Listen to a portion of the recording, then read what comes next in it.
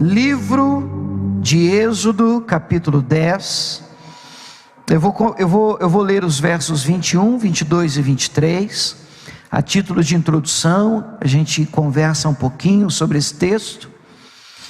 E tive aqui, depois eu conto para vocês, algumas lutas comigo sobre essa ministração, essa palavra de hoje. E cada mensagem, cada palavra ministrada é um verdadeiro parto.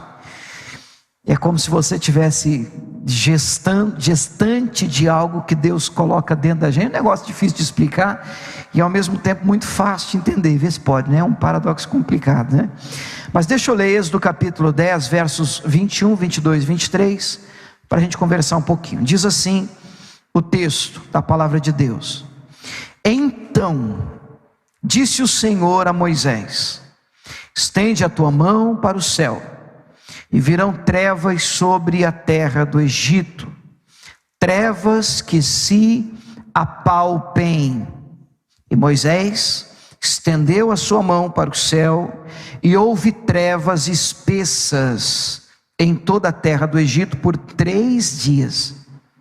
E não viu um ao outro, e ninguém se levantou do seu lugar por 3 dias. Mas todos os filhos de Israel tinham luz em suas habitações. Você pode dizer amém? Esse é um texto que faz menção às pragas que Deus enviou sobre o Egito. Nós sabemos que Deus enviou 10 pragas sobre o Egito, e Deus tinha com isso um propósito. Obviamente o propósito principal era a libertação do povo da escravidão lá na terra do Egito. Mas por que 10? E algumas pessoas já me perguntaram, aquelas coisas que quando a gente se converte, começa a ler a Bíblia, a gente começa a questionar. Em alguns textos, dependendo da versão da sua Bíblia, diz que Deus mandava o Moisés falar com o faraó, e depois o próprio Deus endurecia o coração do faraó, impedindo. Peraí, mas Deus não quer que vá? Não vai, aquela coisa, aquela batalha, e uma praga atrás da outra. E na verdade, cada praga sobre o Egito era como se o nosso Deus estivesse dizendo para os deuses, os muitos deuses do Egito: e aí, cadê, por exemplo, o Deus Ra, o Deus do sol, no Egito, quando as trevas vêm e tomam conta? Cadê o Deus que tomava conta do Nilo, por exemplo, o rio Nilo, quando as águas, a primeira praga foi essa, se transformaram em sangue? Então cada praga vinha derrubando, humilhando um Deus do Egito, lógico, um Deus com D minúsculo do Egito. Quem está comigo diga amém. É dentro desse contexto que as pragas vêm vindo, até que a praga que eu estou lendo é a praga das trevas. O texto diz, e esse é um texto que eu já usei em algumas visitas. Normalmente quando a Camila, olha, vamos fazer uma visita, vamos levar uma bênção para um determinado lugar, uma habitação, uma casa.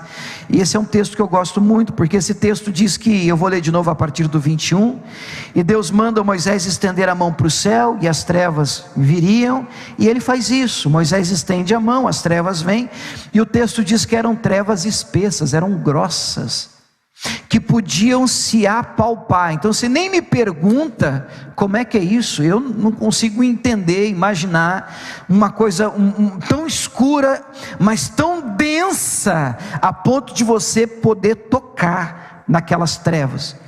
E assim, o negócio era tão forte, e o texto continua dizendo que 3 dias ninguém conseguia enxergar ninguém, não viu um ao outro, e ninguém se levantou do seu lugar por 3 dias. 3 dias. Aonde eles estavam ali, eles ficaram, e ninguém conseguia enxergar ninguém. E normalmente, só estou aqui abrindo um parênteses, tá? É só uma introdução, mas normalmente eu digo para as pessoas, onde a gente está, em uma casa que a gente entra: olha, essa é uma praga muito triste. É uma praga muito triste, porque na casa onde as trevas imperam, as trevas reinam, ninguém consegue enxergar ninguém. Vocês estão entendendo o que eu estou falando? E aí eu não estou falando mais de uma visão necessariamente física. Eu estou falando de, por mais que os teus olhos estejam abertos, e você, lá fulano de tal, mas parece que ninguém consegue perceber ninguém.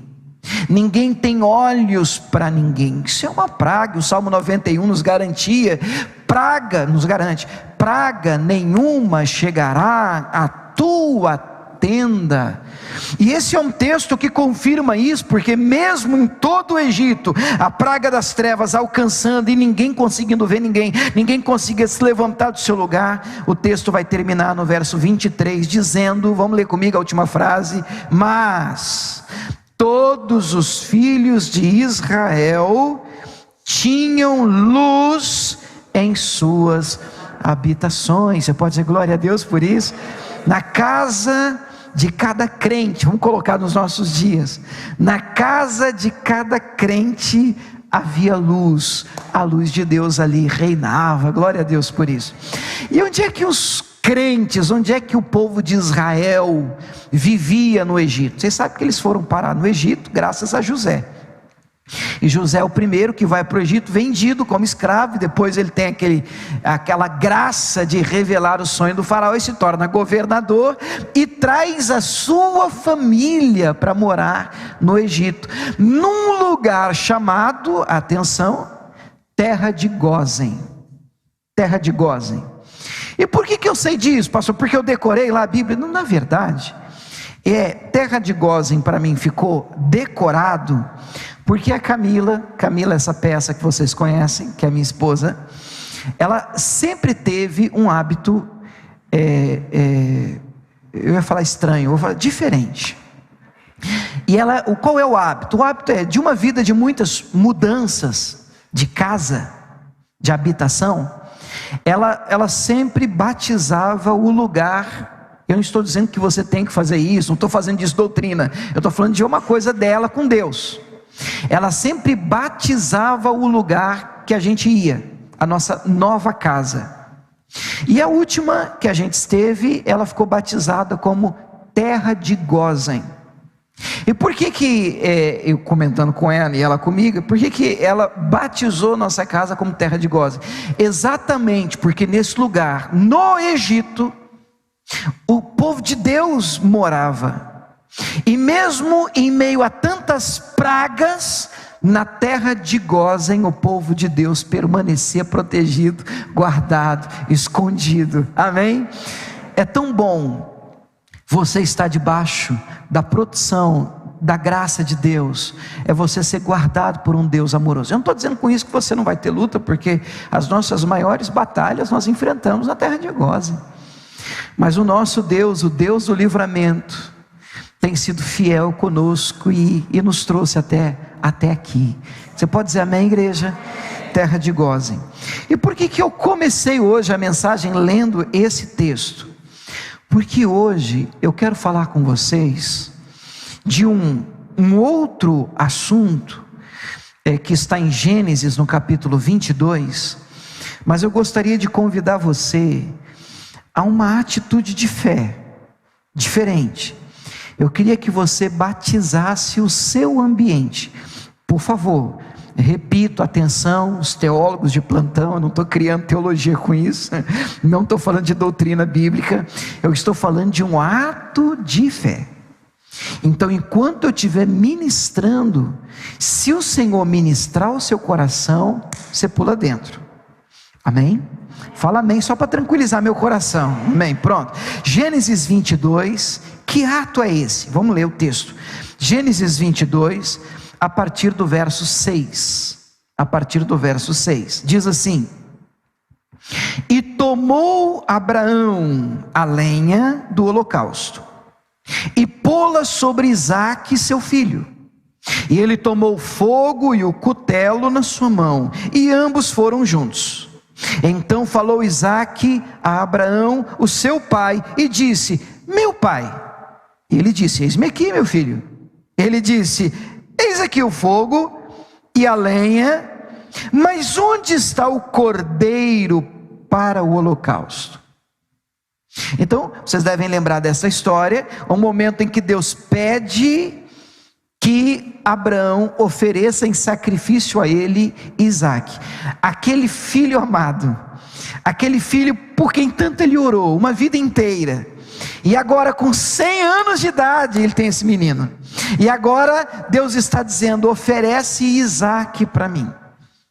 Abraão não pensa duas vezes, ele é o pai da fé.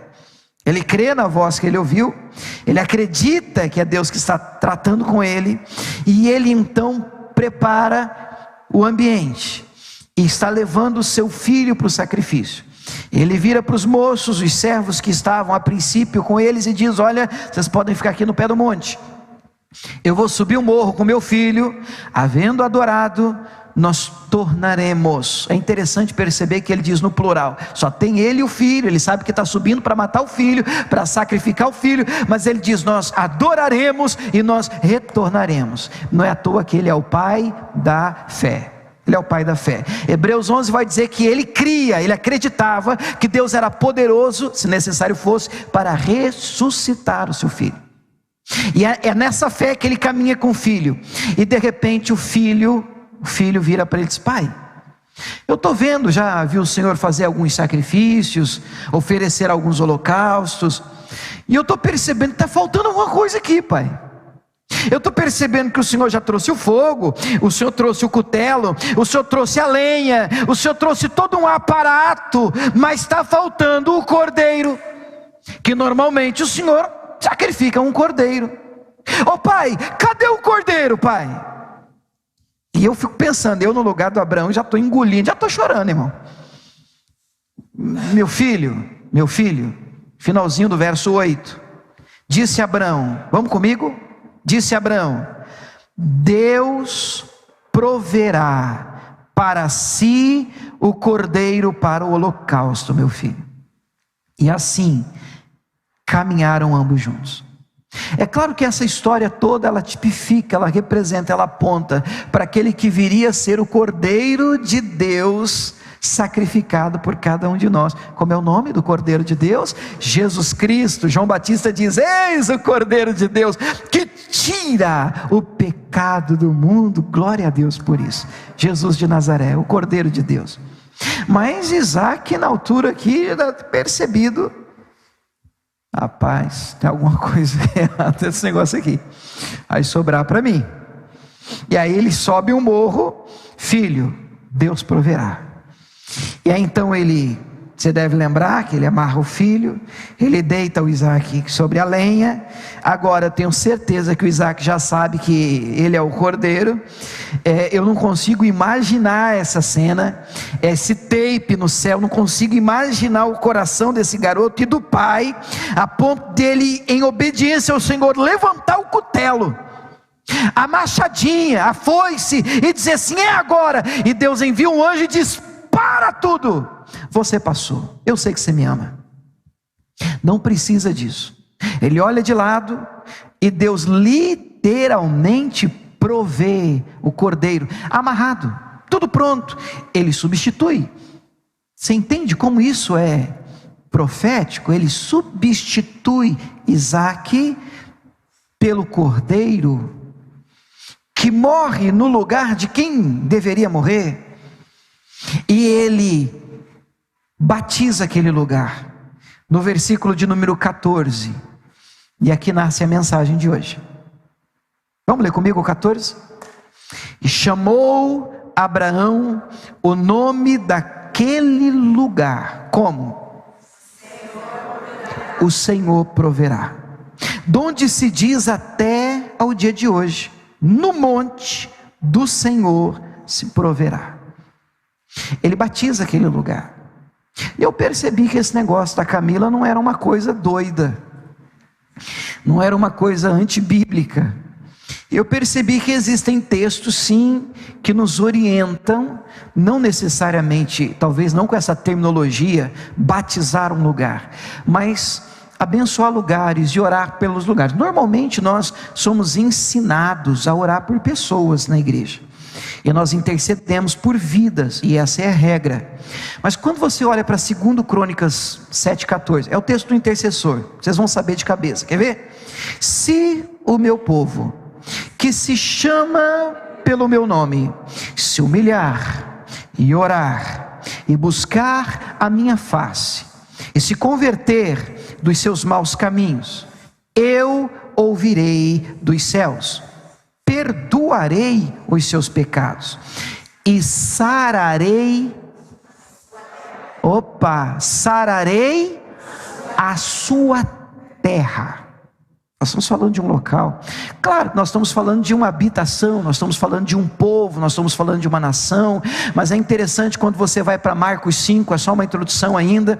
Você percebe ali a história do endemoniado gadareno. Em determinado momento daquela batalha espiritual em que Jesus manda aquela legião embora, e depois a legião bate o pé e Jesus pergunta: qual o teu nome? Legião, porque nós somos muitos. Tinha uma manada de porcos passando por ali, e eles rogam, a legião pede a Jesus que não os enviasse para fora daquela província.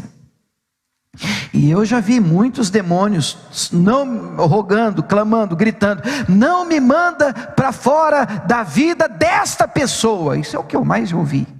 Eu não quero sair daquela pessoa. Essa legião diz: não nos lance fora desta província. Nós queremos continuar nesse lugar.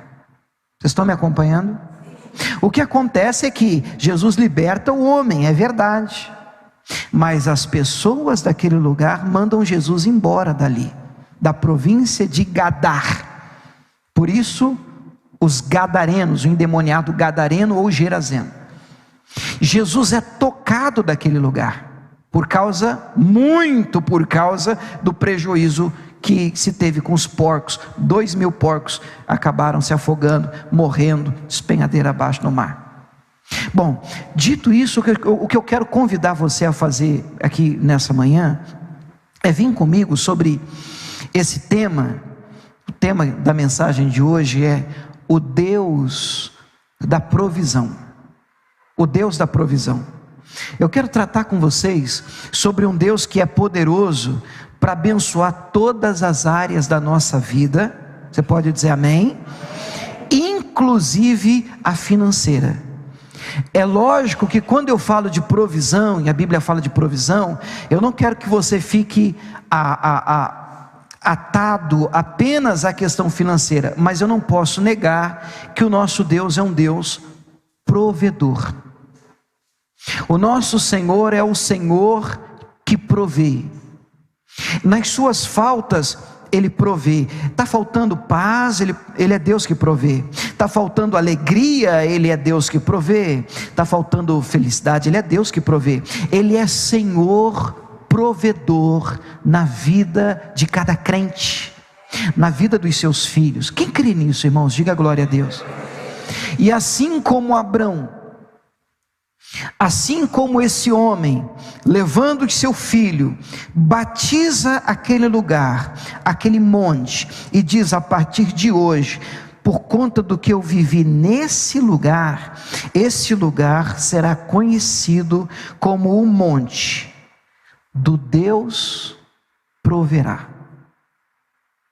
Assim como a minha casa, a última, foi conhecida como terra de Gósen, eu gostaria de declarar, eu não tenho muito essa coisa no meu coração hoje não, eu creio na palavra de Deus, mas eu gostaria de declarar com todo o meu coração, que esse ambiente, esse lugar, é um lugar do Senhor proverá. O Senhor proverá. Eu gostaria que você fizesse isso, na sua casa, na sua empresa, e seja um ambiente conhecido por uma provisão de Deus liberada naquele lugar. Eu quero viver isso na minha vida. Por isso, a minha batalha hoje com essa mensagem. Abra sua Bíblia em 2 Reis 4 que eu te conto. Por que a minha batalha? Porque normalmente a minha guerra é contra um evangelho de resolução de necessidades. Eu acredito que a igreja não pode ser um lugar onde você só vai buscar a Deus porque tem necessidades para apresentar a Deus. Você pode dizer amém?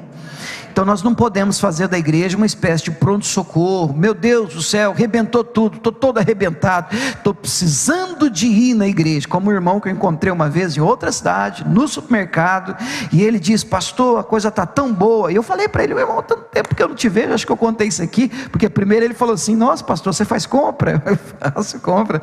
Pastor, mas faz eu falei para ele: faz um tempo que eu não te vejo, mas estou tão bem, pastor, as coisas estão tão boas lá em casa, pastor, Deus tem abençoado tanto, que eu nem estou precisando mais ir na igreja. E ele não disse isso com maldade, não. Ele disse isso como quem realmente acreditava que a igreja é um ambiente onde você vai quando as coisas estão ruins, para que fique bom. E é óbvio que tem verdade, um pouco de verdade nisso, já que o nosso Deus é um Deus que nos socorre em momentos de necessidade, não é assim? E o salmista diz que Deus seria o nosso socorro bem presente quando? Na angústia, na hora do aperto. Então apertou, estou angustiado, eu tenho que correr para Deus mesmo. O negócio está ruim, eu tenho que correr para Deus mesmo. Mas o ponto é, eu não preciso esperar ficar ruim para correr para Deus. Eu não preciso esperar o tempo fechar para eu me humilhar diante do Senhor, para eu me submeter à vontade dEle. Então daí a minha batalha com essa mensagem. Por quê? Porque eu tenho me esforçado para apresentar aqui, principalmente nesse lugar, uma palavra que nos aponte sempre para um Deus que quer nos salvar, que quer transformar a nossa vida, que está mais preocupado em nos transformar do que te dar um carro, uma casa, pagar uma conta. Vocês estão comigo ainda? Vocês estão me olhando estranho, amém ou não amém, irmãos? Então Deus está mais preocupado com o meu caráter do que com o ano do meu carro. Eu não tenho dúvidas sobre isso, e bato nisso, eu ministro isso. Só que eu não posso negar que Ele é provedor. Eu não posso negar que Ele é abençoador. Hebreus 11 vai dizer que aquele que se aproxima de Deus deve crer em duas coisas. Primeiro, deve crer que Ele existe. Me parece óbvio, né? Estou me aproximando de Deus, em oração, Deus, eu entro na tua presença. Eu tenho que acreditar primeiro que Ele existe. E segundo, que Ele é galardoador daqueles que o buscam. O que é galardoador? Ele é recompensador. Então quem busca a Deus pode esperar sim recompensa de Deus. Eu não posso viver só assim, mas eu busco ao Senhor. Ora, quem busca... Gente, quem busca, quem bate a porta, quem pede, então a nossa parte é essa. E o Senhor Deus, sim, Ele é um Deus abençoador. Segundo Reis capítulo 4 verso 1, eu começo com esse texto e depois eu vou para outro que eu já andei usando, também outro motivo da minha batalha, mas eu quero falar com vocês sobre o Deus da provisão, o Deus da provisão.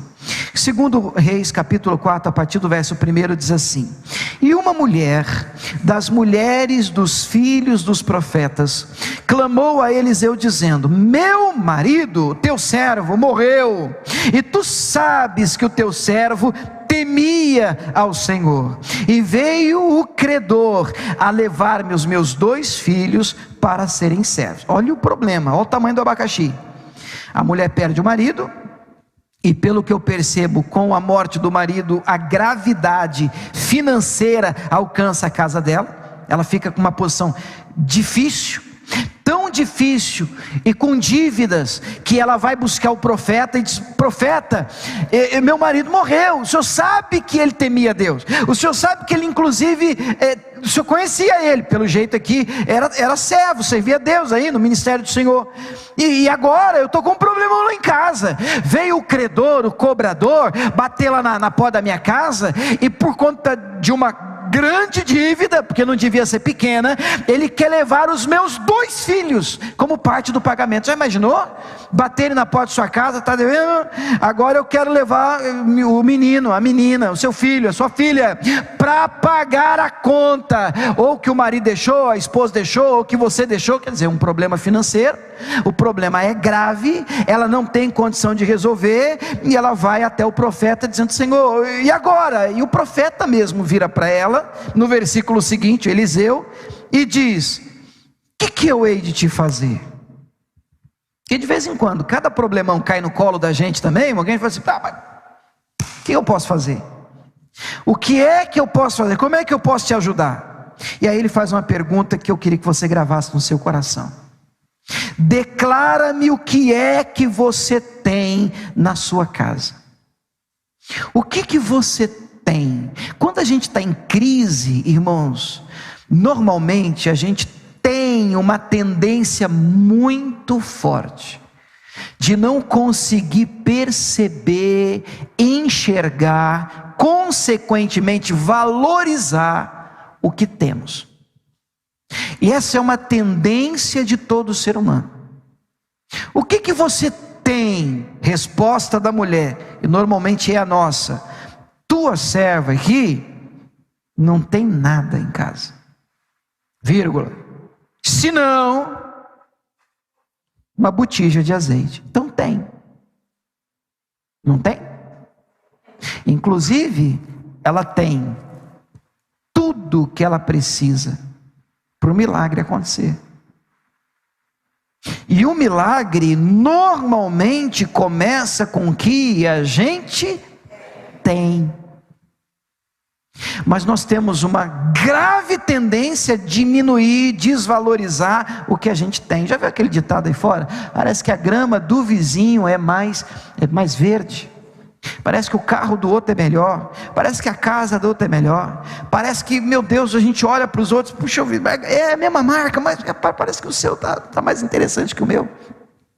É uma tendência infeliz de desvalorizar o que a gente tem. Em João 6, não precisa abrir, o milagre da multiplicação dos pães e dos peixes, Jesus está diante da multidão faminta. Ele pergunta para Filipe: e agora? Como é que a gente faz para dar de comer para essa turma toda? Mas dizia isso para experimentar o Filipe. Vocês lembram do texto, da história? Era um teste, porque Jesus já sabia o que ia fazer.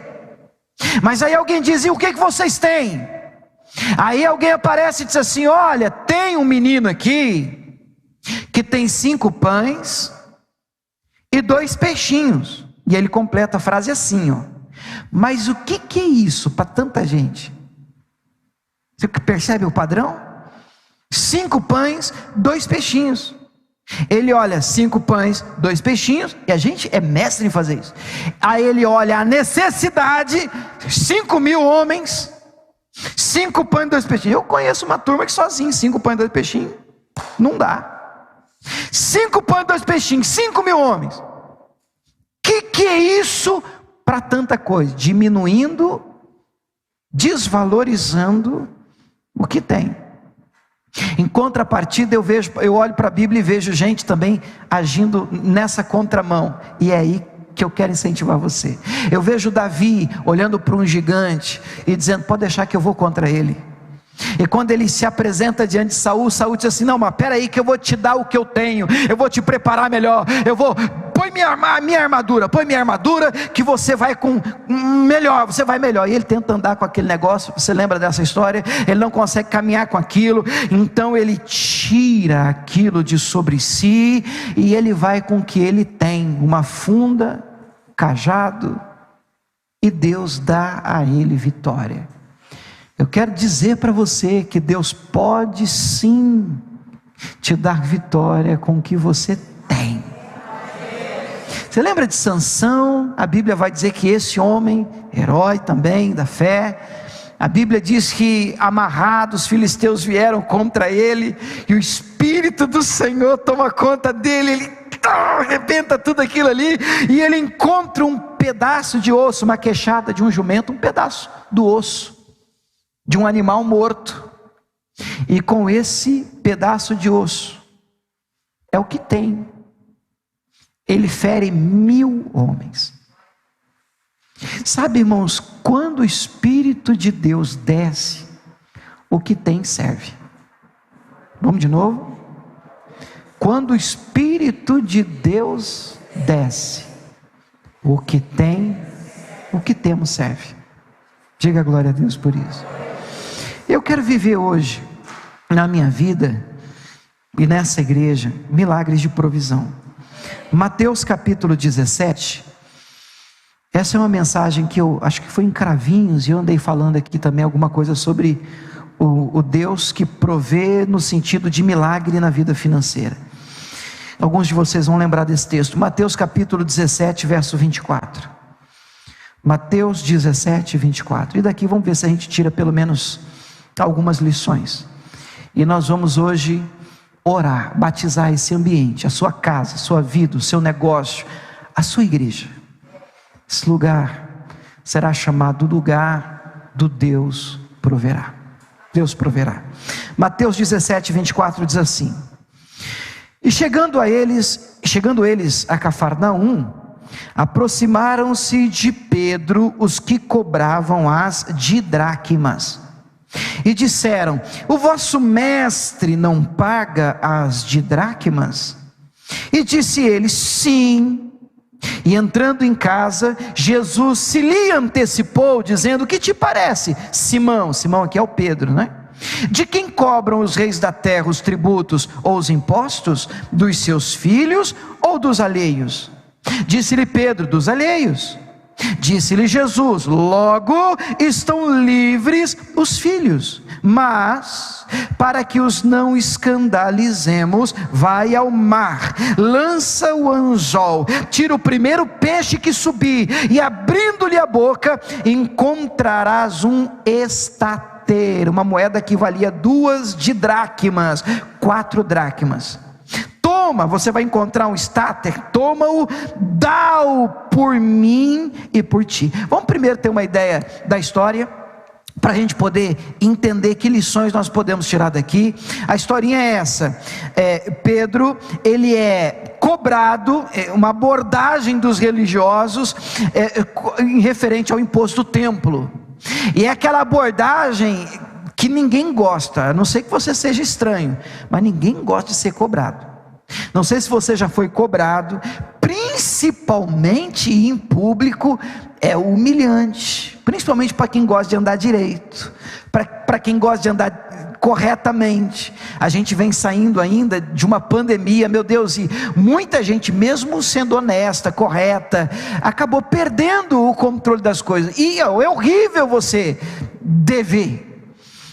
E eu também acredito que ninguém do bem, olha o que eu disse, ninguém do bem, a princípio, acorda de manhã e diz assim: eu estou a fim de fazer um negócio ruim hoje, as coisas estão muito certinhas, eu queria quebrar a cara hoje, eu queria fazer um negócio assim para perder bastante dinheiro, eu queria contrair uma conta muito, muito grande para eu não pagar, só se for bandido, porque gente do bem não faz isso.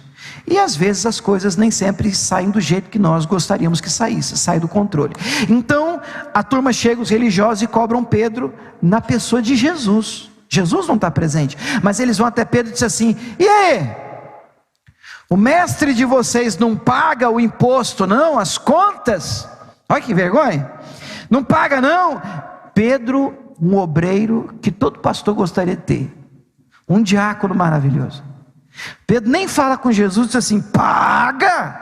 Ele nem pergunta, diz assim: claro que paga, paga sim, né? Porque aqui nós estamos vendo aqui nos registros, o mestre de vocês não pagou o imposto, mas tem alguma coisa errada aí, porque o meu mestre é do bem, é gente boa, ele paga sim, tem alguma coisa errada. Eu conheço uma turma que já ia fritar, pagou não?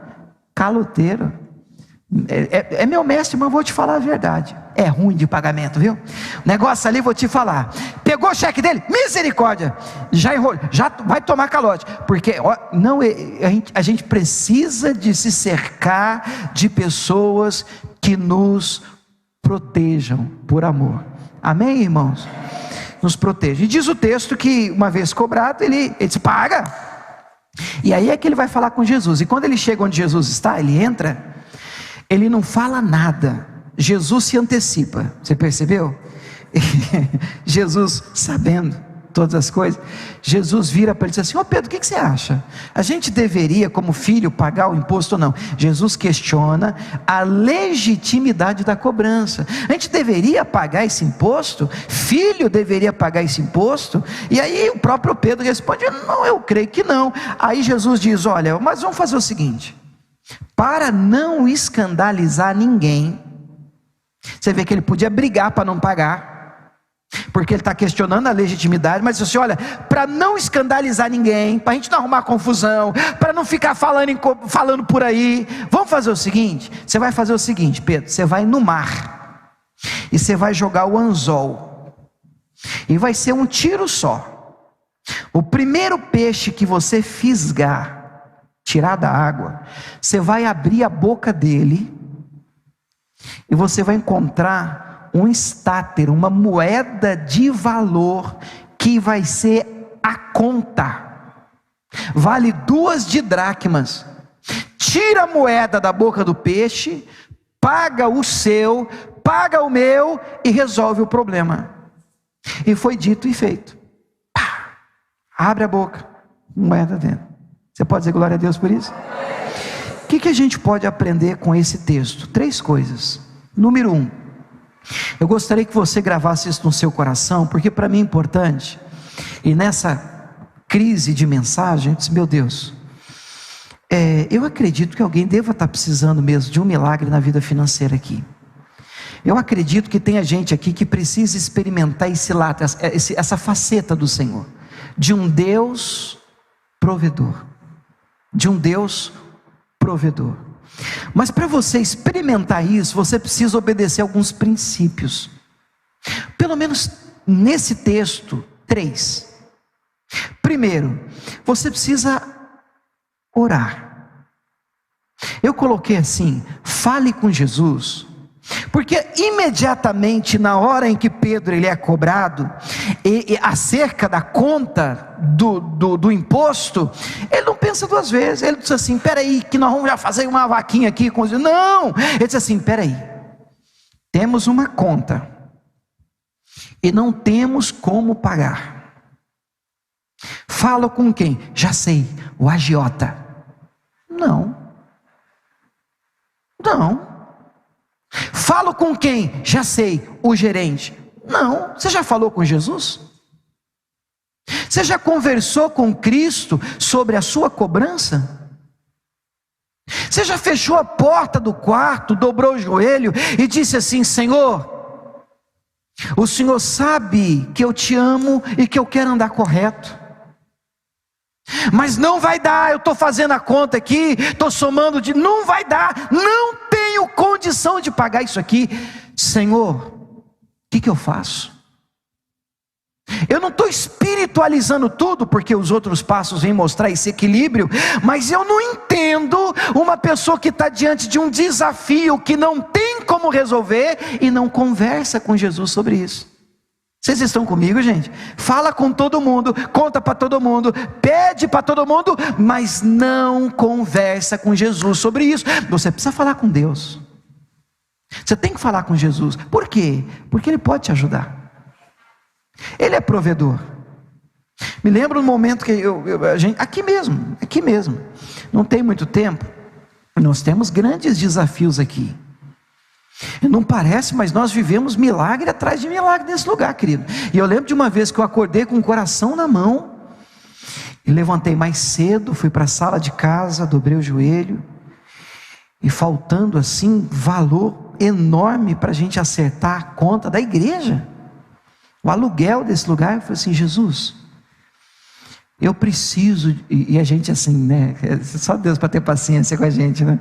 Deus, eu preciso de um milagre, meu Deus, eu preciso só que eu pedi a Ele um milagre financeiro como um sinal de que Ele está no projeto, como se fosse preciso mais sinal, mas a gente gosta de um sinal atrás de sinal, e eu fiz isso cedinho, no mesmo dia, de tarde eu estou aqui no escritório com a Camila, e aí chega uma transferência para a igreja, uma oferta bem generosa, que pagou o aluguel da igreja, que resolveu o problema.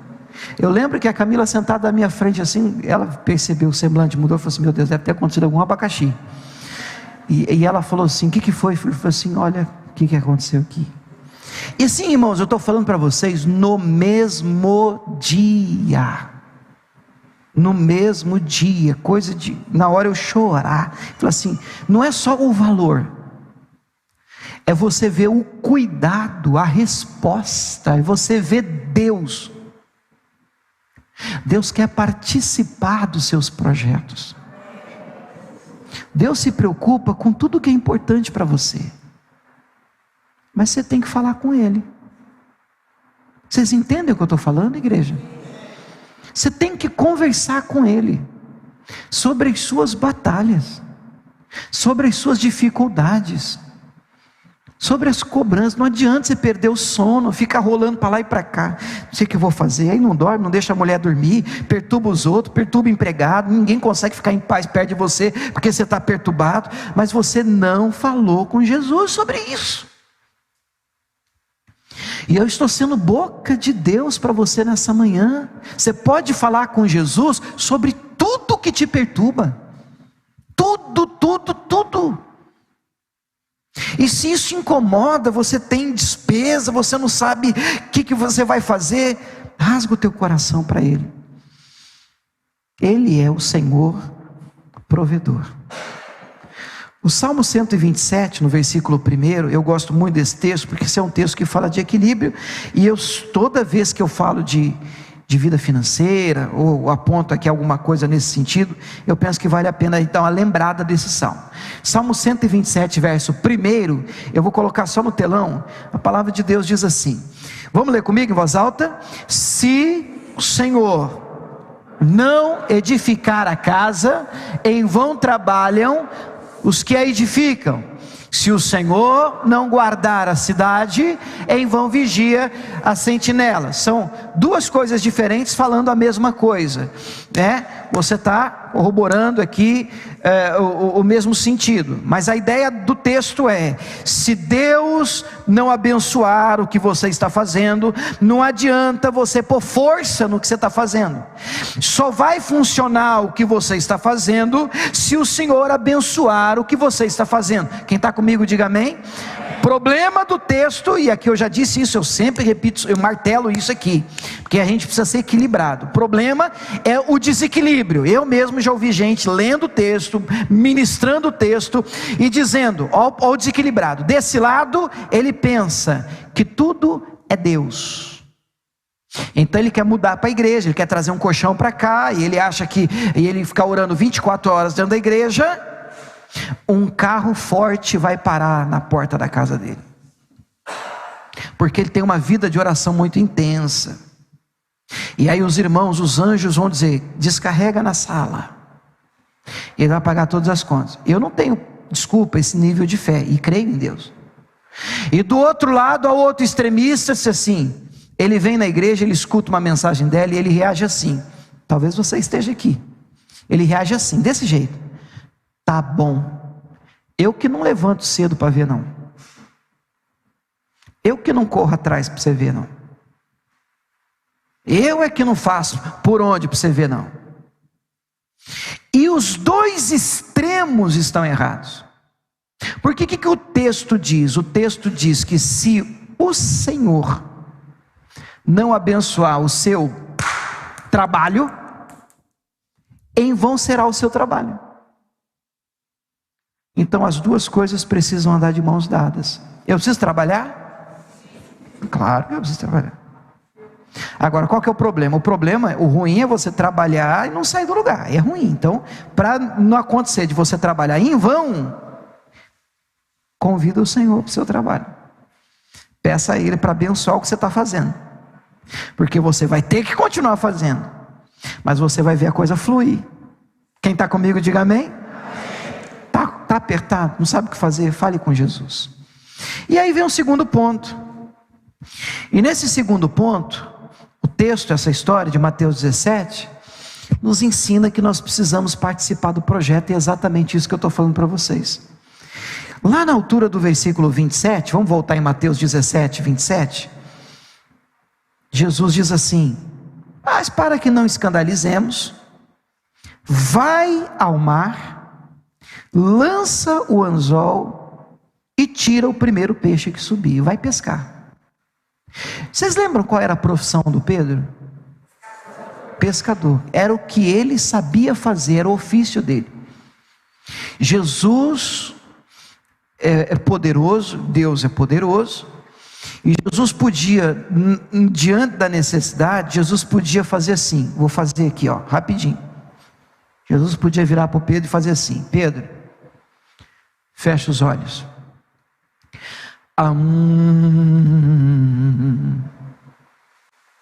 Põe a mão no bolso. Mestre, um starter. Podia. Fala, podia, só para eu ficar em paz. Podia. Poder para isso ele tem, não tem? Mas Jesus vira para o Pedro e diz assim: beleza, estão cobrando, então tá bom. O que você sabe fazer? O que você tem na sua casa? No que você é bom? Vai lá, pega o seu anzol, vai ao mar. Não precisa nem ser de rede, porque eu estou nisso. Pode ir com um anzol, vai ser o primeiro que você pegar. Você sabe que às vezes você está aqui, você, nossa, eu preciso fazer, pastor, essa semana 50 vendas. Você só precisa de um peixe. Um peixe. Se Deus enviar aquele de Deus, sua história muda, suas contas estão pagas. Você pode ter é que tem muita gente com a cabeça pequena, irmãos, não vai onde, e Deus vai até onde sua mente alcança, até onde você crê. Deus pode enviar um contato, Deus pode colocar na sua vida a pessoa certa. E eu não estou falando que você resolveu uma conta, uma semana, ai graças a Deus, agora só tem que pensar no mês que, não, Deus pode te dar 1 ano, 10 anos, Deus pode mudar a sua sorte. Poder para isso Deus tem. Mas eu te pergunto, no que você é bom? O que você sabe fazer? Vai pescar. Amanhã é segunda-feira, não adianta você sair daqui da igreja energizado, espiritualmente, pastor, eu creio, aleluia, recebi a palavra, e agora você vai ver, pastor, eu creio, você está em casa, o peixe vai vir nadando aqui no asfalto, pastor. Não vem, querido, não vem. Você vai ter que colaborar. A Bíblia diz, através do apóstolo Paulo para a igreja, que nós somos cooperadores de Deus. Um planta, o outro rega, e Deus faz o que ninguém tem condição de fazer. Vem Deus e dá o crescimento, mas Ele quer ver você participar do negócio. Todo milagre é assim, desde o primeiro lá, registrado em João 2, a transformação da água para o vinho. Jesus podia também simplesmente chegar e dizer assim: abre aí a torneira, tira do poço, aqui, pode beber, já foi. Não, mas olha Jesus pedindo a colaboração da turma: enche de água essas talhas. Encheu, leva para o mestre-sala. Agora que você vai ver, Ele quer ver você participando do projeto. Nós somos colaboradores. Participe do milagre, obedeça a Jesus, se envolva com o que Ele está mandando fazer. Faça o que Deus está mandando você fazer, obedeça a direção dEle, e você vai ver os resultados te acompanharem. E número 3, seja um abençoador. Mateus 17, 27, é o mesmo versículo ainda. Você vai lembrar que a história termina assim no verso 27. Mas para que não os escandalizemos, vai ao mar, lança o anzol, tira o primeiro peixe que subir, abrindo-lhe a boca encontrarás o estáter, essa moeda de valor. E aí termina assim, vamos comigo, a última frase: toma-o, dá-o por mim e por ti. Eu conheço uns crentes aqui que já ia descer do salto. Já ia dizer assim: peraí, eu vou pescar, e aí eu vou pegar. E aí eu vou pagar o meu e o do bonito, que não foi pescar. Vocês estão comigo, irmãos? E aí nós percebemos que Jesus espera que quando você pesque, perceba que você pescou graças a Ele. E reconheça isso. Sendo generoso com outras pessoas, sendo generoso com projetos que abençoam vidas, missões. Porque a sua pescaria não pode acabar em você. Tudo que eu pego, pastor, é meu. Aleluia, glória a Deus. Peixe, mais peixe. Ora aí, pastor, para vir mais peixe. Para quê? Porque eu gosto, pastor, de quanto mais estátua melhor, né? Aleluia, glória a Deus. Mas para quê? O que o reino de Deus ganha com isso? Por que Deus daria a você mais? João 14:13, Jesus diz: farei tudo o que pedirdes em meu nome, para que o Pai seja glorificado no Filho. Tiago 4:3 diz: pedis, não recebeis, porque pedis mal, para gastardes em vossos próprios prazeres, deleites. Sabe, irmãos, a sua pesca bem sucedida precisa abençoar outros barquinhos. Lembra de Lucas 5? Encheu o barco, quase ia pique, fez um sinal aos companheiros do outro barco e repartiram.